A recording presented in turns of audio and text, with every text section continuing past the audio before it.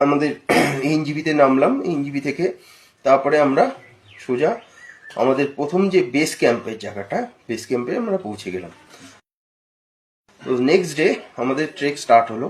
অপূর্ব সুন্দর একটা ট্রেকের পথ, ঠিক আছে, যেখানে রোডোডেন্ড্রনে ভর্তি। তো এখানে একটা বিষয় বলার কথা যে সান্তাফু ট্রেক নিয়ে অনেকে হয়তো বিচার করবেন যে হ্যাঁ আমি স্লিপিং বুদ্ধ দেখবো, আমি এভারেস্ট দেখবো, সবকিছু দেখবো, কিন্তু একটা জিনিস মাথায় রাখতে হবে যে সময় বেসিসে এই ট্রেকটা এক এক রকম হয়।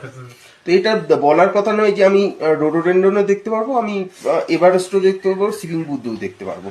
মেনলি অক্টোবর মাস নাগাদ এই স্লিপিং বুদ্ধ বা এভারেস্ট এগুলো দেখা যায়। আর এটা স্প্রিং সিজন, এখানে অজস্র রোডোডেন্ড্রন,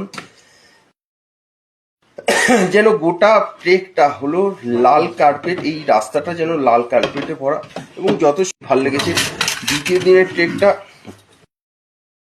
নো ডাউট আমাদের যথেষ্টই ভালো হয়েছে। এবং থার্ড ডে ট্রেকটা নিয়ে আমি বলছি, যেখানে আমরা সান্তাফুর দিকে যাচ্ছি, ঠিক আছে।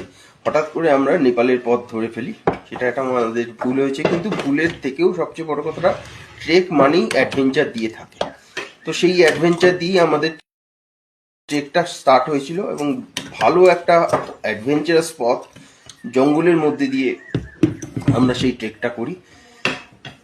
সেই দিন সবচেয়ে রোমাঞ্চকর যে জিনিসটা আছে বিকেলবেলাটা, যখন আলে আমরা হোমস্টেতে থাকি, হঠাৎ করে বিকেলবেলা সূর্যাস্তটা হচ্ছে, তখন হঠাৎ করে আমার জানলার রুমটা যেটা ছিল জানলা দিয়ে খুললাম, খুলে দেখছি মাউন্ট এভারেস্ট, যেটা